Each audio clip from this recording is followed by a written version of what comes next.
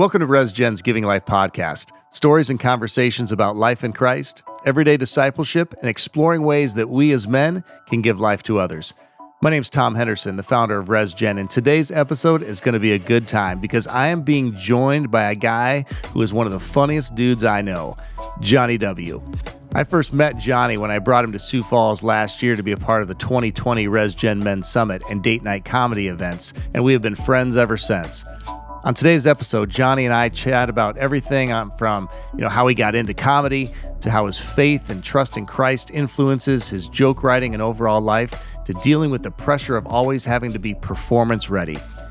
Here's my conversation with Jonnie W.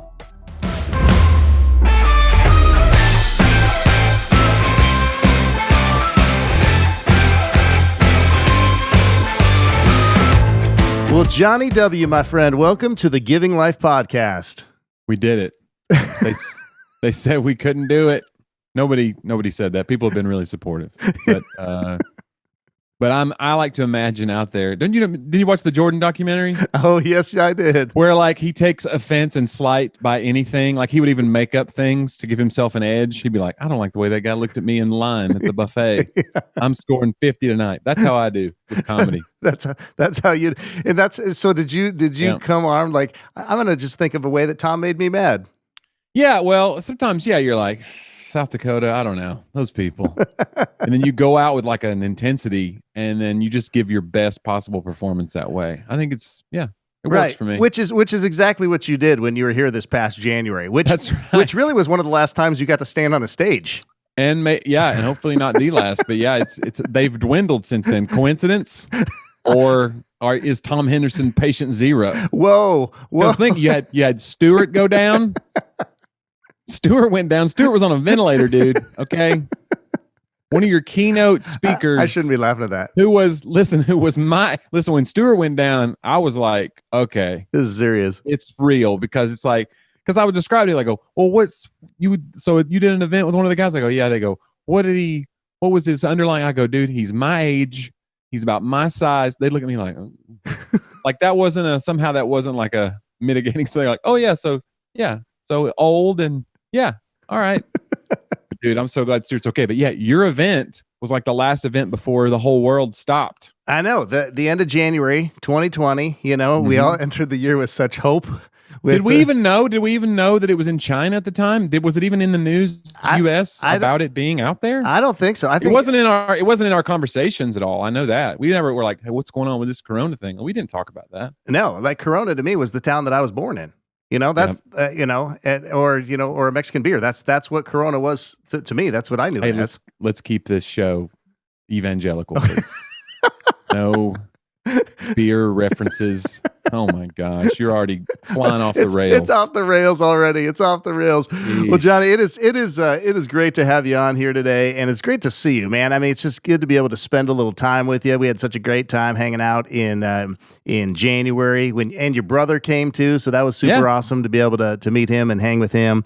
One of the first questions I got to ask you though, okay, is what made you decide to go with the last initial in the name? There's a reason why I ask you, but what caused you? Was it because you thought it was cool? Like, I mean, because initials sometimes are cool. Like A.W. Tozer, like that was one of my favorite authors. All right. Because he's that's like putting the first initial though. That's like, I know for a while I wanted people to call me Wentworth 877 cash now.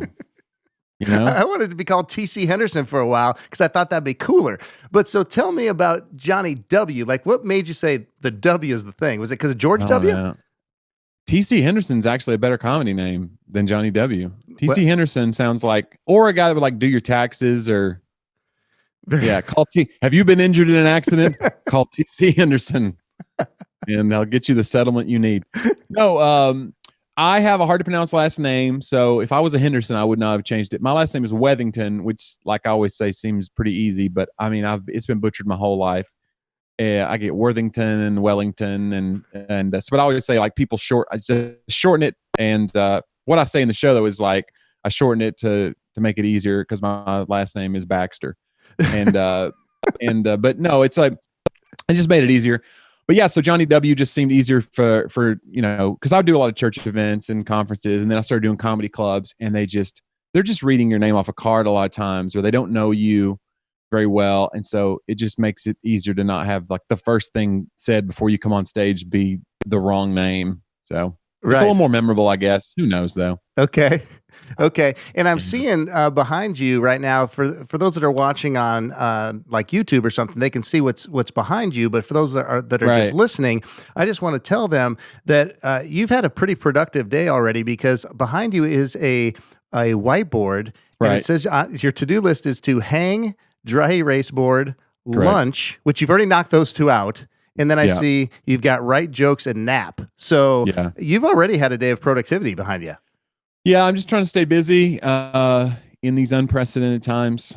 And one day we're going to have precedented times again. But until then, we're just going to muddle through with the unprecedented times.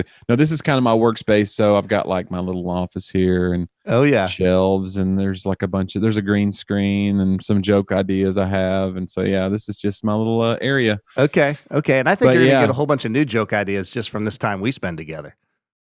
No, I don't expect this to be fruitful at all, Tom. This is just a favor, and hopefully you'll leave me alone after this. Okay.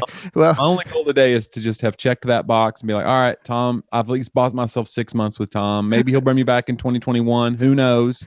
Will there be a 2021? We don't know. Yeah, that's true. We don't know. All right. So for those of our listeners that don't know the comedy of Jonnie W, and I think this has been a great introduction to you already, by the way. All right. But tell me, just what kind of comedy would you say that you do? Sum it up for me. I don't know, Tom. You could say better. How do somebody assess their own stuff? Well, I don't know. That's why I asked. Yeah, like I had a friend who I do a podcast with, my buddy John, and we had somebody else who does a podcast, and they said they kind of they do a podcast about the Kennedys, and they were talking about how there were a lot of podcasts about the Kennedys, but nobody really discussed the Kennedys in the way that they wanted to, and so they made the podcast that they wanted to listen to. They decided they would go make it. And I think that's kind of what comedy is. You may start out with like influences, but hopefully by the end of it, after you've done it a few years, this is my 13th year. So after you've been doing it 10 or 11 years, you kind of hopefully are making the comedy that's not out there that you would want to listen to. Oh, okay. And then you try to find your audience that also agrees and says, oh, this is what I want. But hopefully you're not like, by then, hopefully you're not still, oh, I see Brian Regan, I see Jim Gaffigan when I watch it. Like, hopefully by then you're just you, or at least, as much as you can be. So that's kind of what I would say is like, I try to give people an experience with me so they feel like they know me. After an hour with me, you at least kind of feel like you know me. That should be the real goal. It's just like authenticity and like vulnerability. Yeah. Because that's the stuff that's funny. That's the stuff that really kind of rings true in a crowd. But if I would say like, just like logistically, I do musical comedy. I do like some straight stand up, some kind of offbeat, alty kind of stuff sometimes. And, I try to kind of put it all together into some kind of it's like a casserole, really. It's a comedy casserole. I'm going to trademark that. That's going to happen. I just bought that domain name. comedycasserole.com is going in the queue. See, look, it's already been fruitful. See, you just said you didn't know if this was going to be fruitful. It's the office. When I'm in here, I get into work mode, Tom. You can't stop me. Don't even try. Okay, so you said you've been doing comedy for 13 years. So like you're a comedy professional for 13 years. Yeah. So tell me, Jonnie, when you first got going, how did you know, like, you know what? This is going to work. Like, I think this is going to be my thing. Well, until Corona hit, I don't know. You've asked me on the wrong day. I'm looking at part-time jobs. No. I think you have, I was not a very super confident person, which comedy is like almost 95% confidence. So I did not really grow up with that. Like, that's one thing I love about your men's conference is I'd done so many of them. We can kind of talk about this later on, because I was going to talk about that and really promote RESGEN, because I thought it was such a cool and different, unique event. I've done so many men's conferences where it's a very like, I don't want to say toxic masculinity, because that's really kind of become a cliche. I don't really believe in that, but I do think that there's a lot of bravado and a lot of like machismo mindset, or like an old way of looking at what a man should be, that's kind of prevalent in some of these men's conferences. Okay. And then you brought in guys like me, who I just talk about my life and I'm kind of the idiot in my show. I don't really talk about like, and my wife's the old ball and chain. Like, I don't do that kind of comedy. And then you had Jason Wilson, who talked about, he has a book called Cry Like a Man. He was talking about being vulnerable with your spouse and with your family. And that's the key to unlocking your true manhood, your true Christ-like. So in other words, I did not grow up. So it was so refreshing to me because I did not grow up with like tons of male role models and tons of like confidence and machismo in my life. And so when I found comedy, it kind of gave me, it almost unlocked that thing like, oh, I could kind of be good at this, I think. And so when you first go out and you don't know for sure, you almost like put on confidence like it's an outfit. Like, all right, I got to be confident for these jokes to work tonight. And then over the years, as you realize, okay, things are working, then it becomes like second nature. Okay, this has worked 99 out of 100 times with 100 different crowds. It'll work tonight. And then you really are confident. But like, I did not grow up with that kind of mindset of like, I hit the last shot in the basketball game. I'm the guy. Like, it's of course going to work out. Like, I have the mindset of like, it's probably not going to work out. Give up on your dreams, etc. But then comedy came along and I just kind of fell into it. I was a college pastor at a church, and we did a college retreat, and a bunch of students from all over the state were there in Tennessee where I live. And they asked me to get up and say something like a little icebreaker thing for all the students that were there. And I just got up and kind of decided to make fun of all their colleges and all the mascots and stuff. It was like 5 minutes, 10 minutes. And it just went so well that some of those campus pastors started asking me to come to their college to do like comedy. And I was like, oh, wow. So then I had like a few requests. I had a few months to get ready, and I just started like writing down things. Okay, well, this could go there. This could go here. And, and that's really what made it happen. It wasn't like I was like set out to be a comedian, but I just have one or two good experiences. And if it had not gone good that first time, there's no way I would have ever tried it again. I just, like I said, I did not grow up with that kind of level of like, well, yeah, it'll all work out.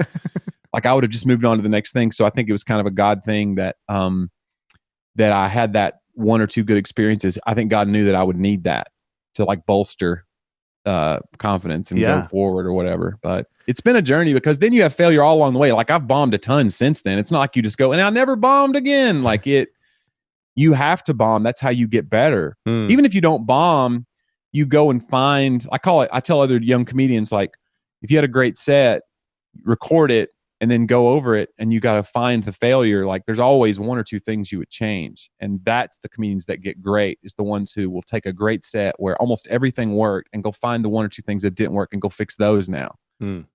That's how you get good. So you still are always trying to find something to make yourself a little bit better or a little more yourself. That's really the goal in comedy to me now, is how do I give them 100% myself and not some put on image?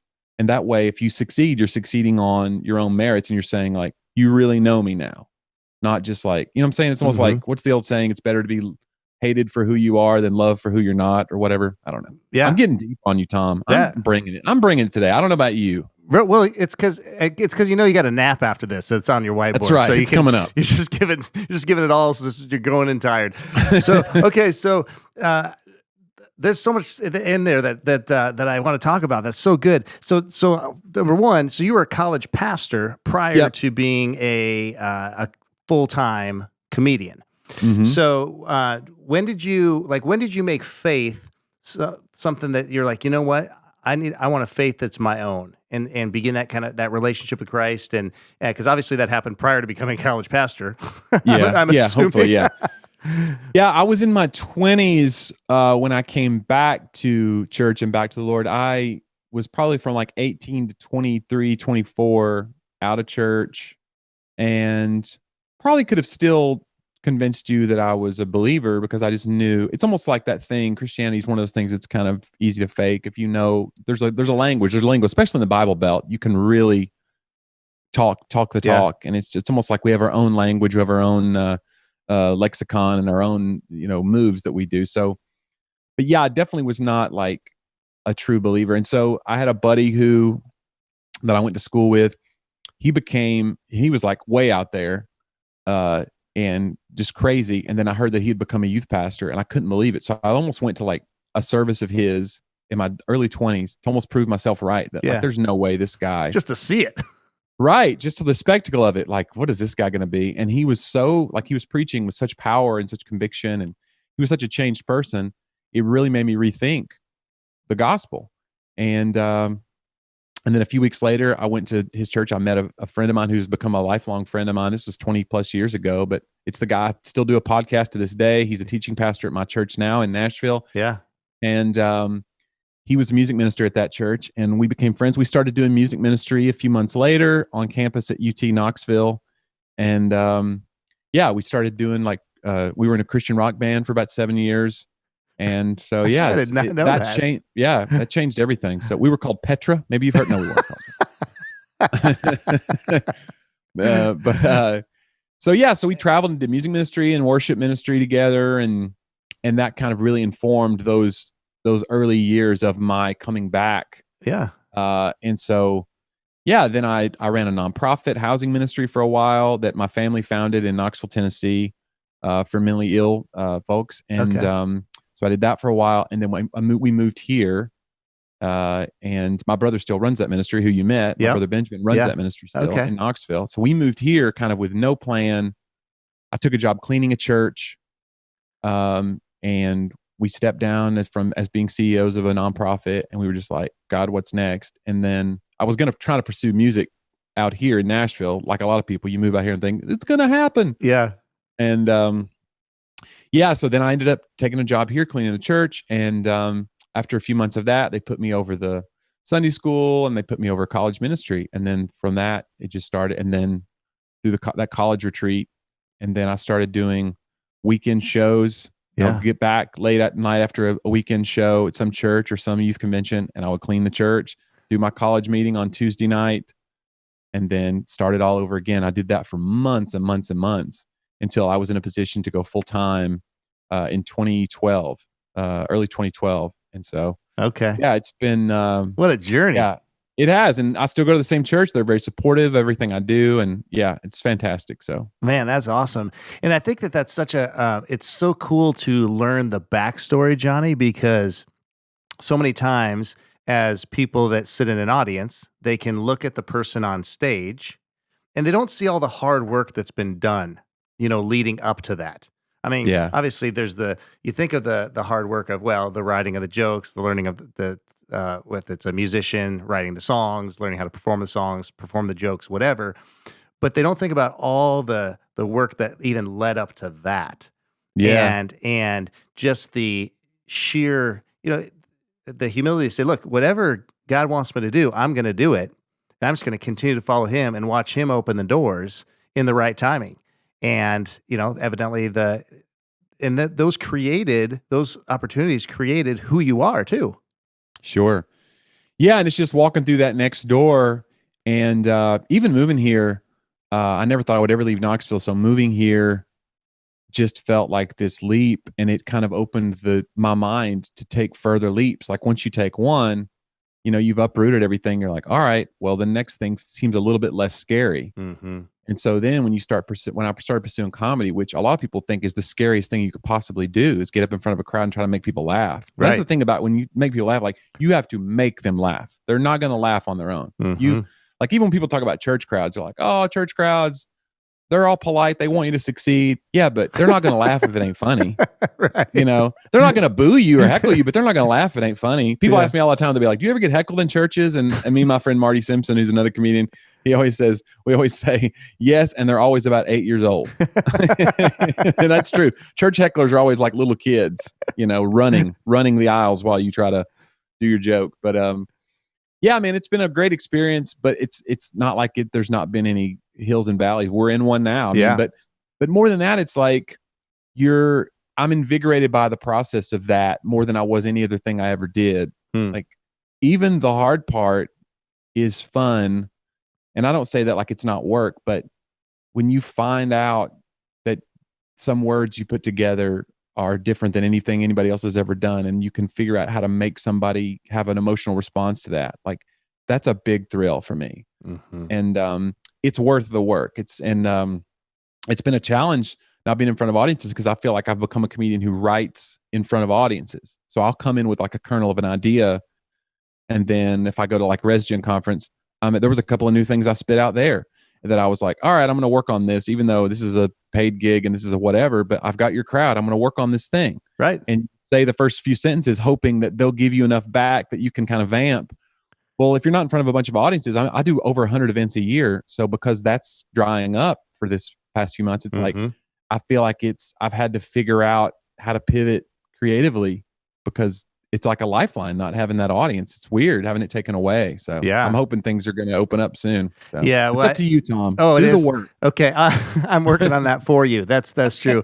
Well, and I remember one of the jokes, I'm sure you had not told this until you came to Sioux Falls and South Dakota, was when you said, boy, we were here for about 45 minutes and we'd done everything that there was to do in Sioux Falls. Just kidding. We haven't done meth. And it's because you played off of our meth. We're on it. Y'all are on the list. Well, Tennessee, we don't have the best reputation for drug use either, but okay. So, but that was a tag or like a kind of a slogan, if you will, about saying, hey, look, we're really getting serious about trying to deal with a meth problem. So it's meth, we're on it. And then you threw that out and it killed. I mean, just absolutely killed. We're on it. So, which we just recently passed the 1-year anniversary of that slogan. So, oh my God. Yeah, I got your card. So thank you for sending that. I'm glad to help. Anyway. So who was it that, I mean, I'm sure you had some people in your lives, or at least maybe one person that really gave you that confidence to say, hey, in 2012, this is going to work, Jonnie, because obviously, I mean, you can have the confidence given by the Holy Spirit and the assurance that God's going to journey with you and all that kind of thing. But we also have outside voices that God uses to give us that final push. I know I had a couple in my life that really said, one of them being my wife, but that said, Tom, this is what you need to do. I mean, RESGEN, you need to do it, which gave me that, okay, I can step out of the boat kind of a deal. To use a Christian cliche. So who was that for you? Well, it's several people. One of them had to be my wife, because I think the main thing is, like, when I hear people talk about their marriage relationship, sometimes you're like, well, this is great. Sometimes you find yourself almost envious. You're like, wow, they really seem to have a connection. Most of the time when I hear people talk about their spouse, I'm like, wow, I'm so glad, I'm so grateful for my wife, Curry, because there's never been a moment where I didn't feel supported. And we've made some crazy moves. I was in a Christian rock band that traveled and toured. We ran a nonprofit. And then I was like, let's move across the state to clean a church. And then after the while of doing that, let me pursue stand-up comedy. I mean, I've tried to starve our family in several different ways.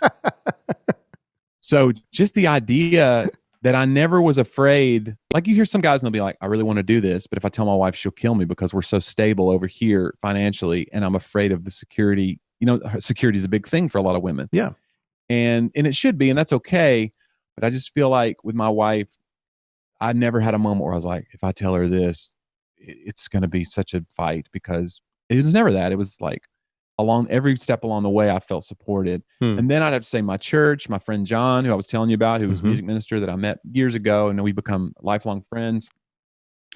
There was a time when I started doing this, and I remember that after that first show, that first thing, that college retreat, the next day, because he wasn't there, he was sick that night. It's one of the reasons I performed without him, because we'd always been on stage together playing in the band. I was like, we'll play a silly song, we'll do a whatever, it'll be great. He got sick, couldn't do it. And so I did it without him. The next day he was feeling better. He was there and he just said, how'd it go? And I was like, I don't even know how to tell you this. It was crazy. It was like, I really felt like a switch was flipped in my soul. It was like something was unlocked. And he was so happy for me. And he was like, even along the way, I remember like several moments where I was unsure of things, or how do I figure out if I could make a living at this? Is that even on the horizon? And he was always the person that was saying, like, this is going to work.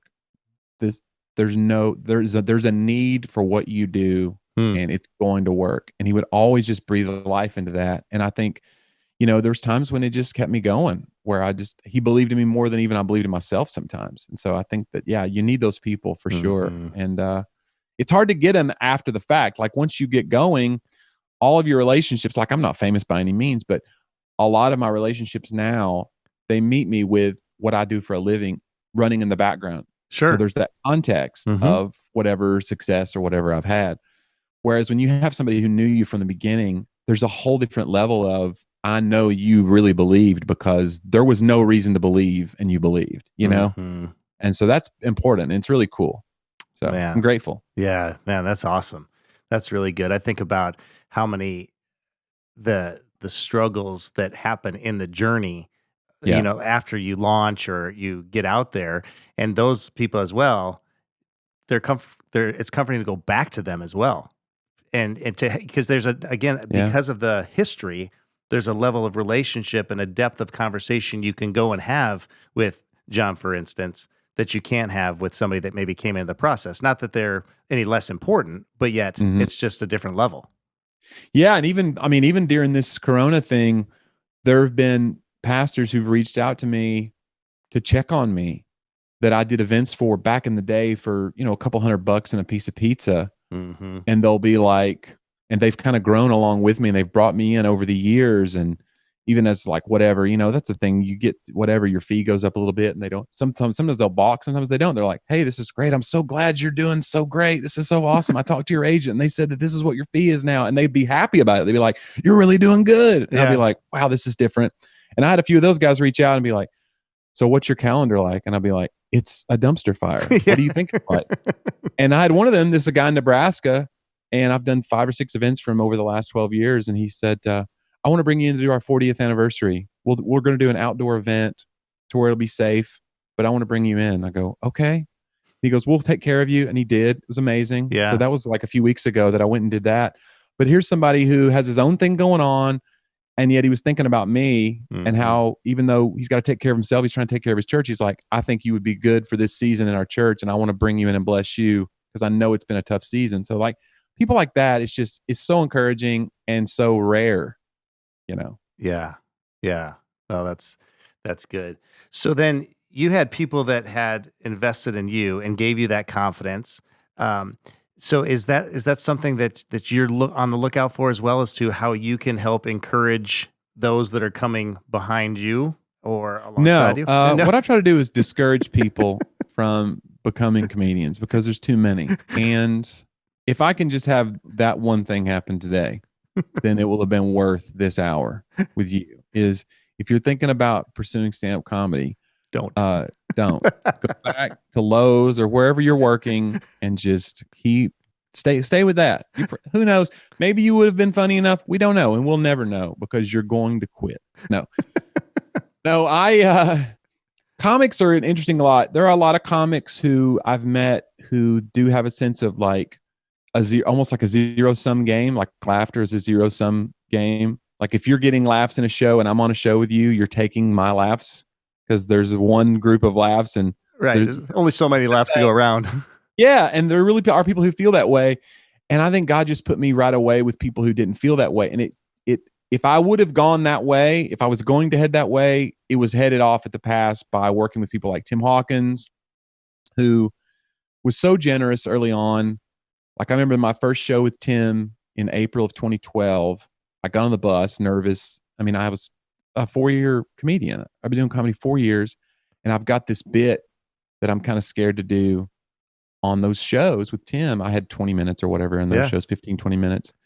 And I was doing this thing called the joke medley where I still do it in my show, where I do one-liners over music, and I changed them up over the years. I mean, I've hundreds of them, but I just changed them up. And I was doing that bit, and Tim was doing a similar bit that I had just found out. And I'd been doing mine before I knew about his, but it was one of those things of like, well, there's no way in the world he's going to allow, because comics don't like that. Like you're stepping on my bit. Some comics don't even like a guitar comic on their show if they play guitar, because it's like, I play the guitar. Yeah. So you believe your guitar at home, because they don't want you to steal their thunder. So I get on the bus, and one of the first things Tim says to me is he goes, I think you got some stuff you do in your show that we could do together. And I was like, and I couldn't believe it. I go, what do you, he goes, yeah, you do that one thing where you do one-liners. What if we just trade it off? And it became a thing that we did for 7 years, where we would stand on stage together and play. Yep. And we would take turns. And it became like everyone's favorite thing, because it was almost like when you throw two comics on stage, one after the other, it's almost like maybe they know each other, maybe they don't. It's like somebody threw a show together. But when you see them on stage together laughing at each other, it creates this thing that's bigger than the sum of its parts, you know? And we kind of sense that. But if it wasn't for him, because I mean, he's the reason people came to see those shows. Right. I was just the throw-in guy. So if he wanted to be to big time and be like, no, we're going to do the show my way, and you're not going to get out there and steal my laughs, he just wanted a great show. And so it really informed the way that I look at my show as I've gotten bigger and more populous events, and you're doing bigger crowds and you have a chance. I've brought some people along with me, and I try to do the same thing. Like, go out and be the funniest. If somebody ever asks me a question, hey, is it okay if I do this? I know you have something kind of close. I'll just be like, do whatever you do. I just want a great show. And I really do. But I think that's kind of that informed that viewpoint, is being in those experiences where I was around people who were humble and not jealous of other people. They wanted the most brilliant people around them. I'm not saying I'm brilliant, but they wanted the best possible show instead of worrying about their own stuff. Yeah. And I mean, almost like magicians are that way, some way, where like they teach the other, it's like you teach them the secrets of the magic, and you hold the secrets between you, but it's a culture of, we bring you in and we show you that we're not really sawing the woman in half, but we show you what really happens. But now you hold the secret. Well, I think there's a lot of that in comedy where, you want to bring the next person on. I get excited when I see a young comic and they're really good. I don't get threatened. I'm like, man, this is great. And I think that's how it should be. That's awesome. Pulling the competitive nature that I think, is sometimes our natural bent. And a lot of times that is out of fear of losing, maybe, well, what if they get a gig or they get this or that or whatever. But instead of celebrating that and saying, how can we make one another stronger and make the show better, which is awesome, dude. That's amazing. So we talked about the pressure from just like standing on a stage, and I mean, it's usually the setup is pretty much always the same: stool, bottle of water, microphone, right? And the pressure to perform, be funny. It's different, but everybody has to deal with the pressure to perform, whatever their job is. Like, I don't know, like you probably always have to have a joke in your holster. People are just waiting for you, whether it's just inside conversation. I hope Jonnie says something, but like for me, I'm always the professional prayer, like, oh, wait, it's time for dinner. Well, Tom's here. So, obviously he's going to pray, even in my own house, like even in my own bed, like when it comes to dinner time, I'm like, okay, who's praying? My kids are like, hello, you're here, so that's just expected, right? So, so the pressure to always have something in the holster or always be funny, is that a real thing, or are you able to just kind of just be you without that pressure? I don't know. I mean, I think in the beginning, you almost when you start out, for sure, the pressure's there, but it's almost something like built into your personality, because you're not. When I was doing 10 shows a year or whatever, the first year, or 15 shows or whatever you're doing, while you're trying to build momentum for your career, there's not as much of an outlet for what you're doing. So I probably was a lot more zany and on just by my personality.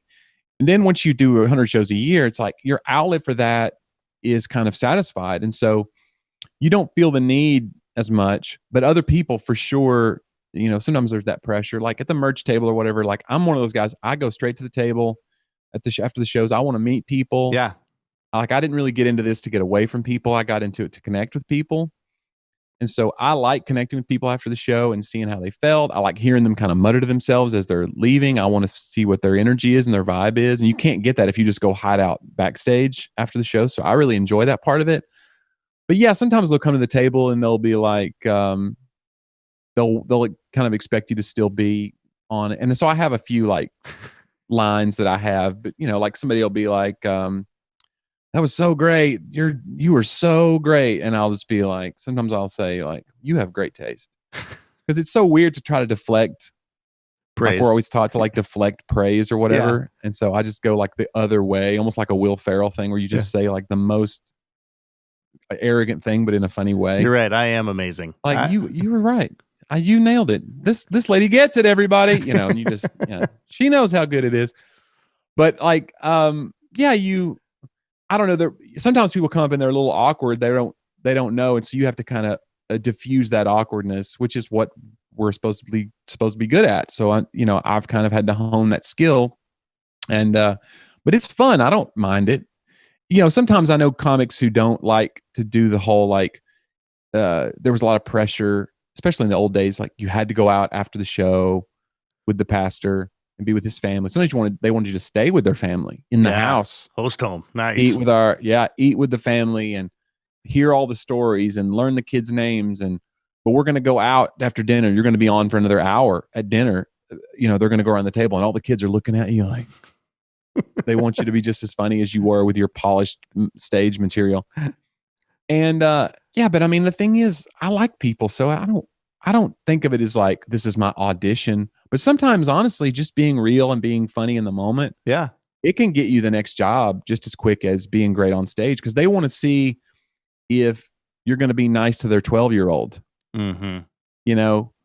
Not just like be as funny at dinner, but like, are you kind? Did you remember the detail that was just given to you about the daughter who's graduating next year? Like, did you remember that? And it's not like you say you're trying to be manipulative, but there is a real thing of like when people know that they're valued by you, totally. it carries a lot of weight. Mm-hmm. Yeah. That's so true. The being able to be in the moment and see them and value them.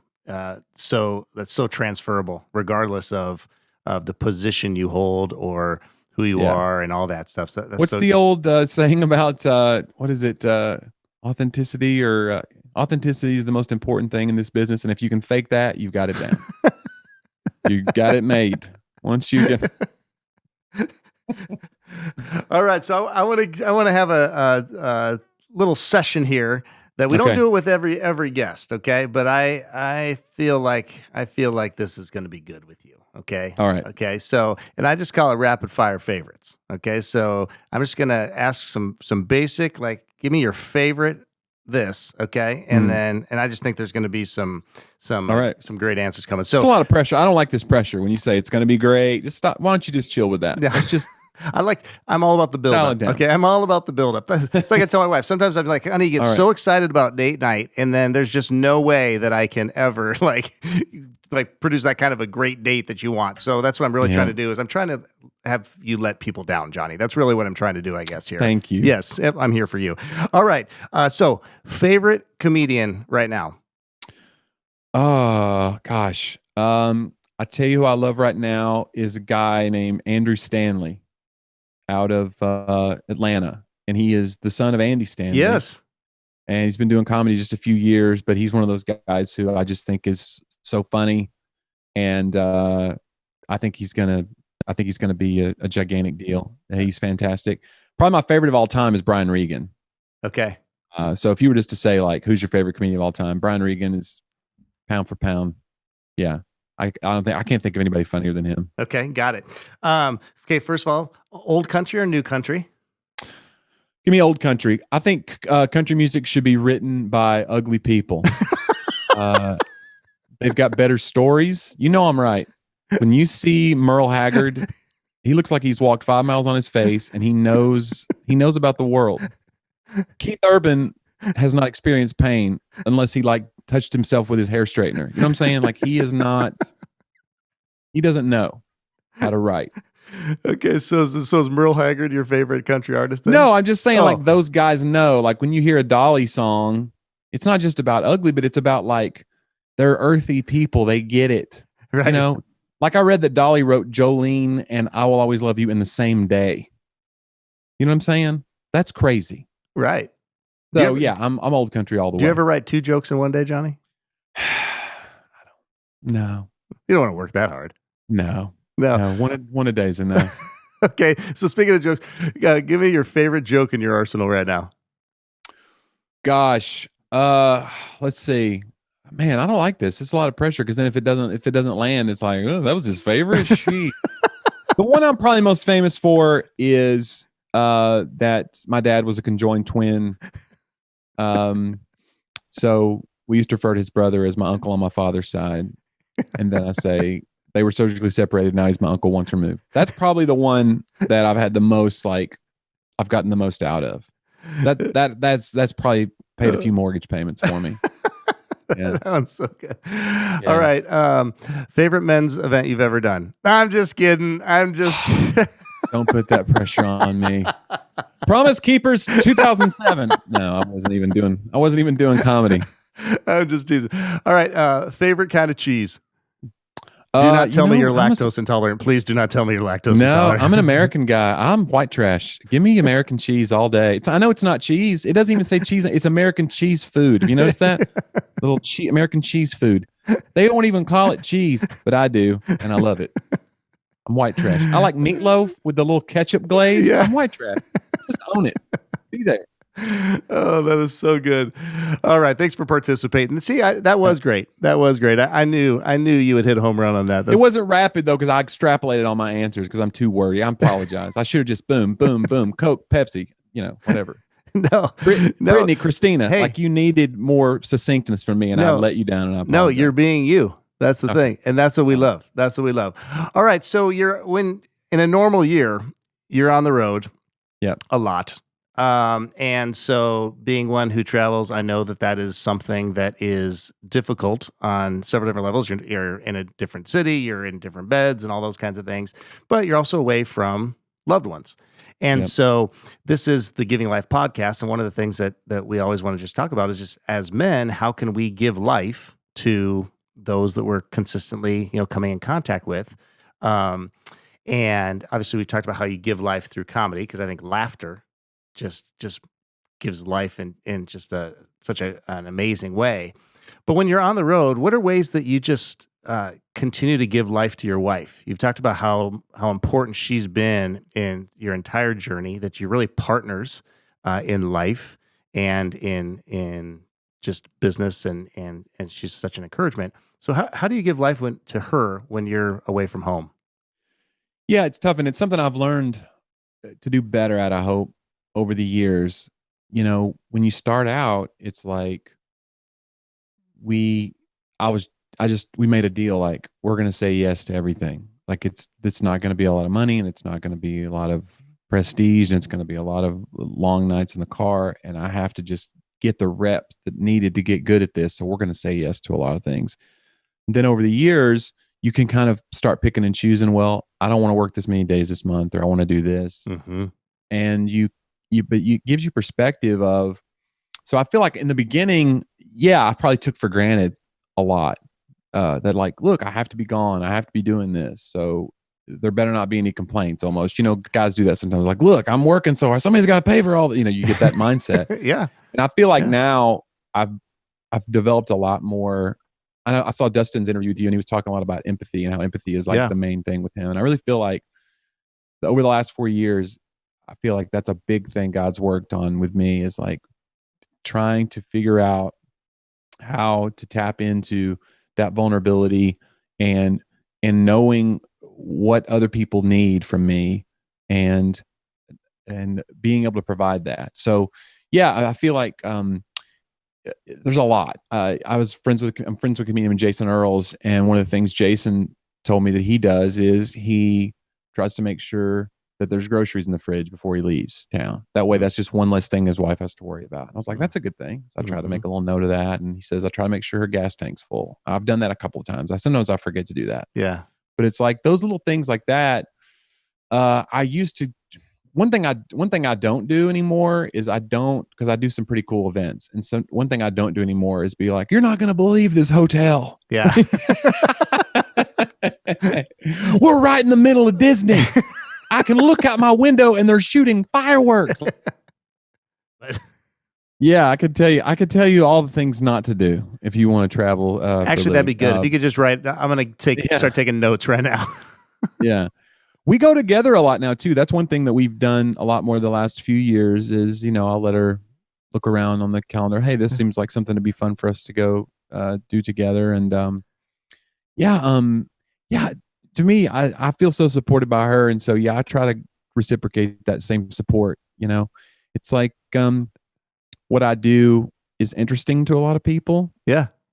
And so it can kind of make someone who has like a regular job. My wife's a caregiver. She takes care of a handicapped lady. That's her job. Okay. So I think that's amazing. I think she's like a hero. She's like an angel on earth. And And then, so when somebody wants, but when you go to dinner, somebody's always going, where'd you go last? What'd you do? Yeah. So, and I had comedians tell me that early on too. They said the crowd that you're in front of and the job that you have, it can become like another woman if you're not careful, because you're going to fight for their attention. You're going to crave their attention. It can get really weird quick. You have to make sure your value as a person is not coming from that you realize this is an outlet. This is who I am. This is part of my destiny, but this is not a defining thing. This cannot become almost like an addiction. It can become, there's a lot of negatives that can come with it. And so I kind of have kept my eyes open. I've had a lot of good mentors along the way that have kind of hopefully kept my eyes open. Not that could never happen, but just that vibe of, like keep the first thing. And so my relationship with my wife is so important. And so I try to make sure she feels supported when she's telling me her work story. It's just, I try to be just as interested as when she's hearing my work story about being at Disney with the fireworks. Or right. Whatever, Yeah.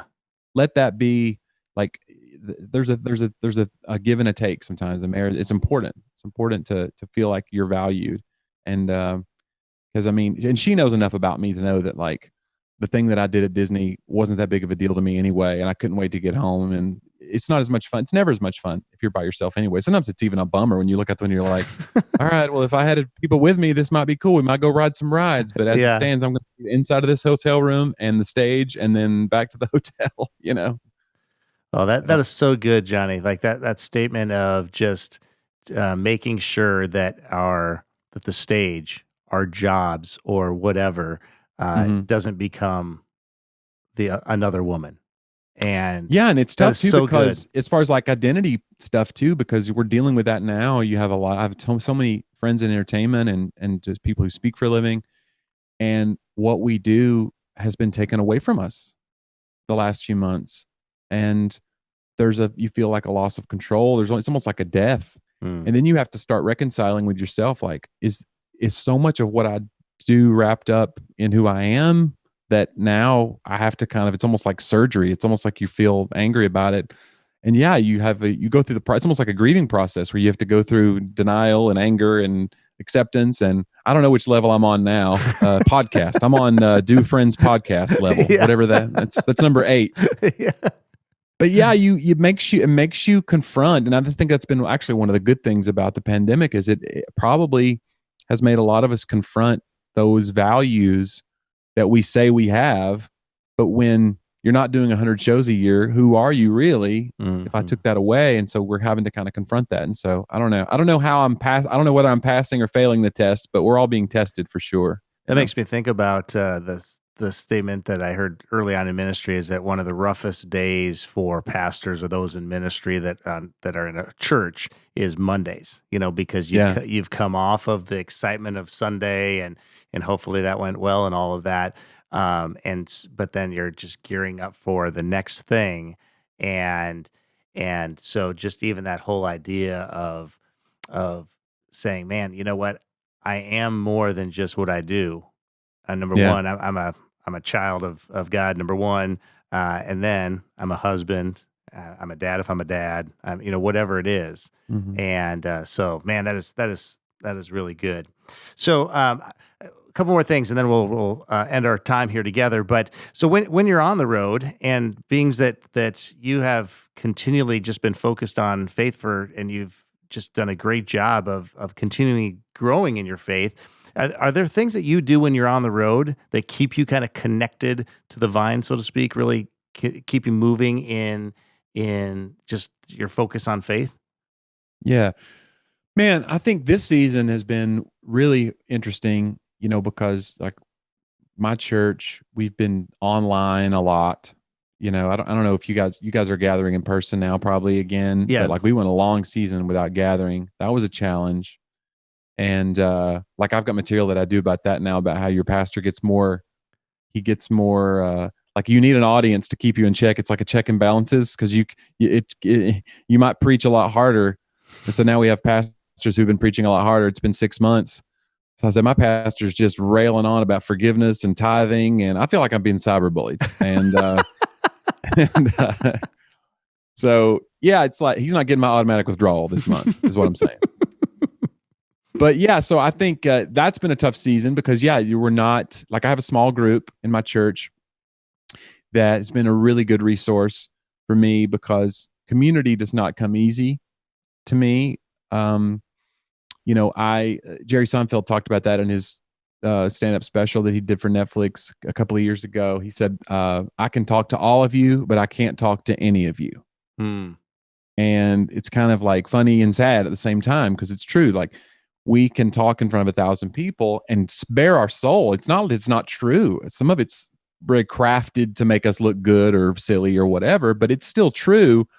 But if I was to try to have a one-on-one conversation where I bare my soul, then I get nervous. And so making myself get in community with a small group in my church was kind of a step for us. And it was hard because, again, I have a job that lets me weasel out of stuff if I want to, because I'd be like, I got to be in Tulsa tomorrow. I can't do this. But we've really made an effort to be more involved. And of course, now those excuses have been taken away. I haven't had a very busy schedule at all. So that's been good because we're actually gathering and we meet. And even before that, we were doing Zoom together. And so, and and people in my group are all different walks of life. Some of them have kids, some of them are younger, some of them are older. Like, we don't have the whole, like, only people with 2.5 children and your exact life experience in your small group. Like, the people in my small group, a lot of them are like in their 20s, like late 20s, and they're having different experiences. And so, and of course, I'm a misfit anyway. My wife and I, we've been married 25 years and we don't have kids. That's weird. There's not going to be a small group full of people like us. I get that. There's challenges there that you have to kind of put out of your mind and say, I'm still going to plug in. I'm going to figure out how can I grow with these people. So that's been good. I'm in a group text with them and we encourage each other throughout the week and we send Bible verses and whatever. Hey, pray for me about this. I've got this coming up. That's been good. I'm interested to see once I get back on the road, because things are starting to pick back up. Thank God. And we just hope, like, again, like you say, we want to have that same level of discipline in your spiritual life when you get back out there. And I think I'm in a good spot. And so one of the things too is like being still. I'm not very good at being still, and this has forced everybody to kind of be still. And so it's kind of a lesson in itself that, like, everything you think you're doing that's so important can all be taken away. And then, like, who are you? What are you? And so it makes you realize how dependent we are on each other and how much we're dependent on God, I guess. So it's good. That is good. All right, my friend. Well, hey, I want you to talk real quickly about your podcast. I want people to be able to connect with you, and how do they stay connected with you? Talk about your social media. Talk about what you got coming up.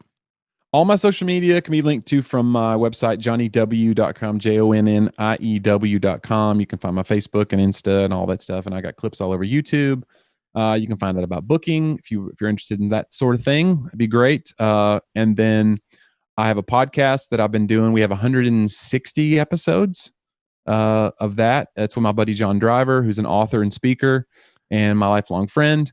And so we have conversations about everything from just silly stuff to faith to everything in between. And we've been doing that for a couple of years now, every week. So those come out every Monday. Talk About That is what it's called. Talk About That. And you can find that on any podcasting platform, wherever podcasts are sold. Wherever they're sold. Yeah. Well, that is awesome, brother. I am thrilled that we were able to spend this time together. And me too. I'm so appreciative of you freeing up a little time to hang out. And I think that not only did we have a good time, but I think that it was number one, it was encouraging for me, hopefully for you as well. But I think it's been encouraging for those that have been tuning in and listening or watching as well. So I like to end our time, each episode of the Giving Life podcast, by giving our guests 30, 60, 90 seconds, whatever you need, to just give a little encouragement, challenge. I mean, whatever God puts on your heart, to share with the dudes that are, and there's some women, especially like my mom. My mom's listening right now, I'm sure. But what's your final word for the people, Jonnie? Well, I don't know when this is going to air, but I don't know how. It's going to be post-election, probably, right? Yeah, it's going to probably be. This is probably December. Well, I just would like to say to America, I don't know how you could have blown it so badly. The choice was so obvious, and you chose the other guy, and you are fools. And now the country is in a tailspin, and I hope you're happy with what you've done. You had one guy that was like super old and he could barely even talk, and you chose the other guy that was super old and could barely even talk, and I am furious about it. No. No, if I could just say, I would encourage people to keep things. It's so important to keep your mind active right now, and I try to find podcasts and things like this that are encouraging. I have some things that are just silly that I listen to, but I think it's important to keep your mind active, and I don't know. So this is good. I like this. This is cool. And go find all of Tom's past episodes with talking to actual normal people that have positive and awesome things to say. And oh man, don't let mine be indicative. I always say when I do a church, I'm like, I hope you enjoy your next church better. If you're visiting with us this morning, I hope you enjoy your next church decision.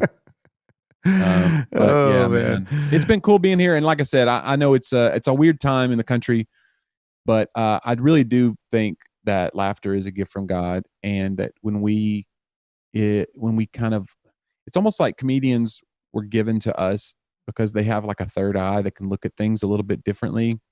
And sometimes you might not even agree. I mean, I've seen comedians that I thought, I would probably spend my life disavowing everything they stand for, but they might say something, they might turn a phrase that makes me laugh, and I suddenly see things from their perspective a little bit. And I think that's a God thing. That's a holy thing when we can like force ourselves to look at another perspective. And comedy does that. That's why I love comedy. And so I would encourage you, find something that makes you laugh and encourages you. If it's not me, that's fine. There's a lot of comedians out there. I'm a cheaper option maybe than some. And you might find a Groupon, I don't know, maybe a coupon code. Anyway. Oh, it's so good. Jonnie, my friend, I appreciate you. It's so good to be able to be with you. And trust me, you'll be back in Sioux Falls. Okay. All right. We'll get you back in Sioux Falls. And this time, maybe you can bring your brother, and maybe you can bring your wife back. Sounds great. With you this time as well. Love it. All right, man. We'll talk soon. Thanks, Tom. Thanks, Jonnie. Well, that's a wrap on this episode of the Giving Life podcast, where my guest has been comedian Jonnie W. And what a fun episode it's been. Be sure to share it with others in your relational world that may benefit from our convo. And if you haven't done so already, I'd be so grateful if you'd take a minute to rate and leave a quick review of the podcast. To connect more with Jonnie W., head to his website, jonniew.com, check out his podcast, talk about that, and follow his social media channels at Jonnie W Comedy. Thanks again for joining us today. Don't forget to visit resgen.org to find out more about the ministry and our upcoming events like the ResGen Men's Summit and Date Night Comedy, which both take place in January here in Sioux Falls. We'll see you next time on ResGen's Giving Life podcast. Until then, continue being men whose life in Christ gives life to others.